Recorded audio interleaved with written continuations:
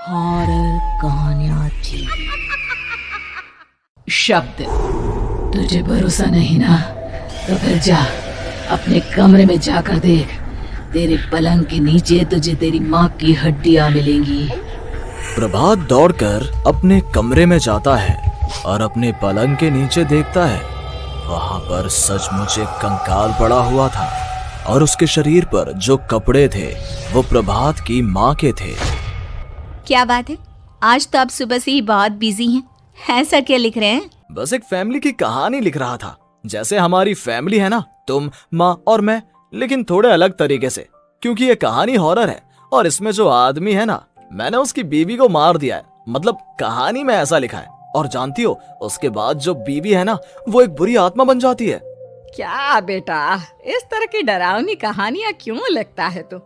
जानता है ना, हम जो सोचते हैं, जो लिखते हैं, हमारा दिमाग पूरा दिन वैसा ही होता रहता है। माँ, परेशान होने वाली क्या बात है? राइटर हूँ मैं, मेरा तो काम है कहानियां लिखना। और वैसे भी ये सिर्फ एक कहानी है माँ, कोई सच नहीं है। उसके बाद कुछ दिन बीत जाते हैं। एक रात प्रभात को अपने ऑफिस से लौटने में देरी हो जाती है। रात के लगभग 12 बजे हुए थे। प्रभात जैसे ही अपने घर पहुंचता है, उसने देखा कि उसकी पत्नी दुर्गा डाइनिंग टेबल पर उसका इंतजार कर रही है। आ गए आप? कब से आपका इंतजार कर रही थी। देखिए ना, खाना भी ठंडा हो गया है। अरे दुर्गा, आज तुमने अपने इतने लंबे लंबे बालों को खोलकर क्यों रखा है? तुम तो हमेशा अपने बाल बांध कर रखती हो।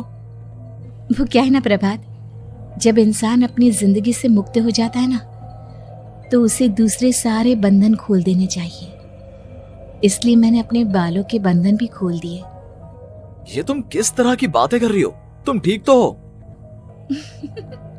मैं बिल्कुल ठीक हूँ प्रभात। अच्छा चलो खाना खाओ। वो क्या है ना दुर्गा, मुझे भूख नहीं है। ऑफिस में कुछ खा लिया था। कोई बात नहीं, मैं तुम्हारे लिए एप्पल काट देती हूँ, एप्पल खा लो। नहीं दुर्गा, मुझे नहीं खाना है, मेरा मन नहीं है यार। तभी अचानक से दुर्गा अपने हाथ में एक बड़ा सा चाकू लेकर प्रभात पर हमला कर देती है। प्रभात अपने आप को बचाने की कोशिश करता है। आज मैं तुझे नहीं छोड़ूंगी, तुझे अपने साथ लेकर जाऊंगी अपनी दुनिया में। ये क्या बोल रही हो तुम? तुम्हारा दिमाग खराब हो गया है। आखिर तुम हो कौन? दुर्गा अपनी गर्दन टेढ़ी करते हुए बोलती है। मैं दुर्गा हूँ, तुम्हारी पत्नी। ध्यान से देखो मेरी आंखों में। प्रभात बुरी तरह से डर जाता है और घबराहट में वो चाकू अपनी पत्नी के पेट में मार देता है। उसकी पत्नी की वहीं के वहीं मौत हो जाती है और उसकी चीख की आवाज सुनकर उर्मिला दौड़ते हुए बाहर आती है। ये तूने क्या किया प्रभात? तुमने अपनी पत्नी का खून कर दिया। लेकिन तू तो उसे बहुत प्यार करता था बेटा। तूने बहू को क्यों मार डाला? माँ, ये आपकी बहू नहीं थी, इसके अंदर कोई बुरी आत्मा घुसाई थी। मैं नहीं जानता ये सब कैसे हो गया, लेकिन वो मुझ पर हमला कर रही थी, मुझे मारने की कोशिश कर रही थी। माँ, मैंने कुछ नहीं किया। ये तूने क्या कर दिया बेटा? दुर्गा ने मुझे कहा था कि वो तेरी कहानी को उस कैरेक्टर की तरह एक्टिंग करके तुझे डराने की कोशिश करेगी। अरे वो तो तेरे साथ मजाक कर रही थी। हे भगवान, ये क्या हो गया? इसका मतलब दुर्गा। लेकिन माँ, मैंने जो कहानी लिखी थी उसमें भी ऐसा ही हुआ था। उस औरत ने अपने पति के साथ मजाक किया और गलती से उसके पति ने उसके पेट में चाकू मार दिया। मेरी कहानी सच कैसे हो सकती है? माँ, मुझे बहुत डर लग रहा है। अब ये सोच, दुर्गा की लाश का क्या करें हम? अगर गलती से भी ये बात बाहर फैल गई ना, तो तुझे पूरी जिंदगी जेल की सलाखों के पीछे रहना पड़ेगा। एक काम करते हैं माँ, हम घर के पीछे वाले बगीचे में उसकी लाश को दबा देते हैं। अगर कोई पूछेगा तो कह देंगे कि उर्मिला अपने मायके गई और फिर एक दिन हम भी अचानक यहाँ से कहीं दूर चले जाएंगे। कोई नहीं आएगा हमें पूछने, कोई नहीं आएगा माँ, बाद में जो होगा हम देख लेंगे। प्रभात अपनी माँ उर्मिला की मदद से दुर्गा की लाश को अपने घर के बगीचे में गाड़ देता है। कुछ दिन तो ऐसे ही बीत जाते हैं, लेकिन एक दिन अचानक रसोई से आ रही कुछ आवाजें सुनकर प्रभात की नींद खुलती है। प्रभात ने देखा कि वहां पर एक लंबे बालों वाली औरत दूसरी तरफ चेहरा करके खड़ी हुई थी। कौन है? कौन है वहां पर? अरे कौन हो तुम? मैं दुर्गा हूँ प्रभात। क्या हुआ? मुझसे इस तरह के सवाल क्यों कर रहे हो तुम? तुम दुर्गा नहीं हो सकती। दुर्गा तो प्रभात, मैं तुम्हारी पत्नी हूँ, तुम मुझे कैसे भूल सकते हो? 4 दिन के लिए मायके क्या चली गई, तुम तो मुझे भूल ही गए।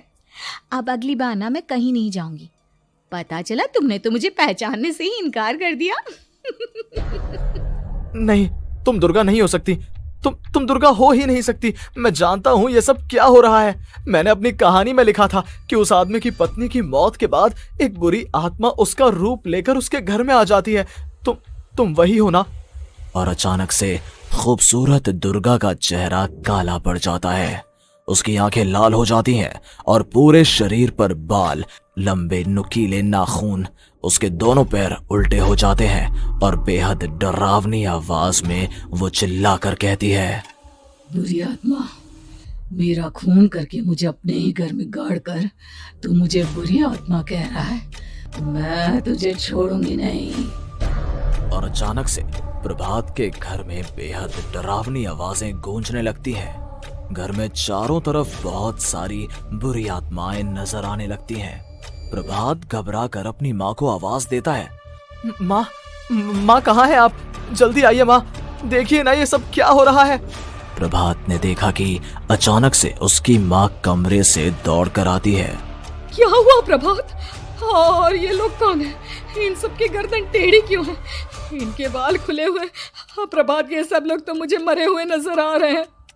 हाँ माँ, ये सब लोग मरे हुए ही हैं और ये ठीक वैसा ही हो रहा है जैसा मेरी कहानी में हुआ था।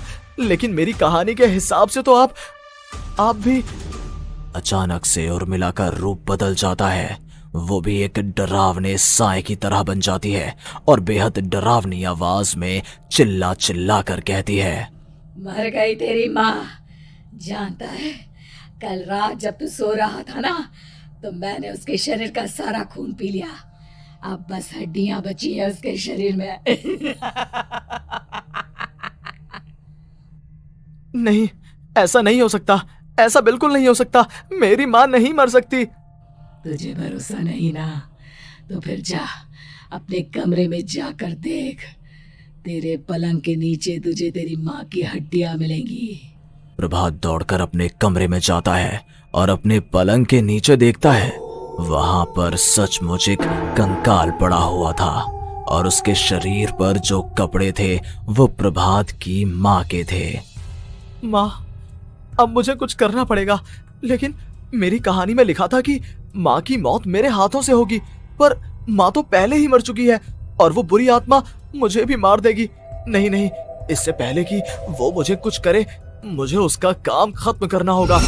प्रभात अपने हाथ में बड़ा सा चाकू लेकर उस बुरी आत्मा पर हमला कर देता है जिसने प्रभात की माँ का रूप लिया हुआ था, और अगले ही पल वो नीचे गिर जाती है और उसके शरीर से खून बहने लगता है। ऐसा नहीं हो सकता। एक बुरी आत्मा के शरीर में तो खून होता ही नहीं है। तो क्या सच में मैंने अपनी माँ को मार दिया? लेकिन अभी कुछ देर पहले तो फिर वो कंकाल किसका है? और ये कौन है? मैं पागल हो जाऊंगा। और अपनी माँ की लाश, इसका मैं क्या करूं? लोग पूछेंगे तो मैं क्या जवाब दूंगा? तभी वहां पर दुर्गा का रूप लेकर जो आत्मा थी उसने प्रभात से कहा, गाड़ दे अपनी माँ को ले जाकर उसी जगह जहाँ तूने मेरा खून करके मुझे गाड़ दिया था। जा, चला जा। घबराया हुआ प्रभात पागलों की तरह अपनी माँ की लाश को लेकर बगीचे में गाड़ देता है। प्रभात की हालत पागलों जैसी हो जाती है। वो अपने आप को अपने घर में बंद कर लेता है। कहानी के हिसाब से तो आगे ये हुआ था कि कहानी लिखने वाले ने उन बुरी आत्माओं से डरकर आत्महत्या कर ली थी। तो क्या मैं भी मर जाऊंगा? क्या मैं भी आत्महत्या कर लूंगा? एक काम करता हूँ, मैं अपनी कहानी का अंत बदल देता हूँ। हाँ, ये मैंने पहले क्यों नहीं सोचा। मैं लिख दूंगा कि कहानी को लिखने वाला आत्महत्या नहीं करता, बल्कि कहीं दूर जाकर नए सिरे से अपनी जिंदगी शुरू करता है। यही सोचकर प्रभात ने अपनी लिखी हुई कहानी को बाहर निकाला और उसे पढ़ना शुरू किया। ये देखकर वो हैरान रह गया कि कहानी का क्लाइमैक्स तो किसी ने पहले ही बदल दिया था। ये क्या? इसमें तो लिखा हुआ है कि आखिर में उस लेखक की पत्नी और माँ दोनों बगीचे में जिंदा दफन थे। बुरी आत्माओं ने उनको कैद करके रखा था और वो लेखक अपनी माँ और पत्नी दोनों को जिंदा बाहर निकाल लेता है। लेकिन ये सब लिख किसने दिया? प्रभात दौड़कर बगीचे में जाता है और वहां पर खुदाई करना शुरू कर देता है। प्रभात देखता है कि वहां पर लकड़ी के 2 बड़े संदूक हैं और उनके अंदर से आवाजें आ रही हैं। प्रभात, प्रभात बचा लो मुझे, अगर थोड़ी देर और हो गई तो वो मुझे छोड़ेगी नहीं। बेटा देखो, मैं इस बक्से के अंदर बंद हूँ, प्लीज मुझे बाहर निकालो, वो बुरी आत्मा किसी भी वक्त मुझे मार डालेगी। प्रभात वो दोनों बक्से बाहर निकालता है और अपनी पत्नी और माँ दोनों को आजाद करवा लेता है। लेकिन तभी वहां पर अचानक से एक बेहद डरावनी और खौफनाक दिखने वाली औरत आ जाती है। तुझे क्या लगा था इतनी आसानी से अपनी पत्नी और माँ को बचा लेगा? बस 5 मिनट और उसके बाद अमावस का चांद आसमान में आने ही वाला है। लेकिन तूने इन दोनों को बाहर निकाल लिया, अब तुझे मरना होगा। नहीं, मैं जानता हूँ मैं नहीं मरूंगा, और अब आगे क्या करना है ये भी मुझे पता है। प्रभात, ये बहुत खतरनाक है, हमें मार डालेगी। प्रभात, चलो यहाँ से। नहीं दुर्गा, अब मुझे अच्छी तरह से पता चल चुका है कि इस बुरी आत्मा से हम कैसे पीछा छुड़वा सकते हैं। और इतना कहकर प्रभात अपने हाथ में पकड़ी हुई सिंदूर की थैली उस बुरी आत्मा के ऊपर उछाल देता है। कुछ ही देर में वो जमीन पर गिरकर राख में बदल जाती है। ये सब क्या हो रहा था बेटा? ये सब तुम्हारी लिखी हुई इस कहानी की वजह से हुआ है ना? नहीं माँ, पहले मुझे भी ऐसा ही लगा, लेकिन बाद में पता चला कि बरसों पहले हमारे इस बगीचे की जमीन के अंदर किसी को जिंदा गाड़ दिया गया था और बस उसी औरत की आत्मा हमें परेशान कर रही थी। उसी ने मेरे शब्दों में जान डालकर उस कहानी को जिंदा कर दिया था। मुझे माफ कर दो प्रभात, मैंने आपकी कहानी के साथ छेड़छाड़ की थी और उसे बदल दिया था। माफी मांगने की जरूरत नहीं है दुर्गा, तुम्हारे उस बदलाव की वजह से ही आज हम सब जिंदा हैं, क्योंकि आखिर में कहानी में वो हुआ जो तुमने लिखा था।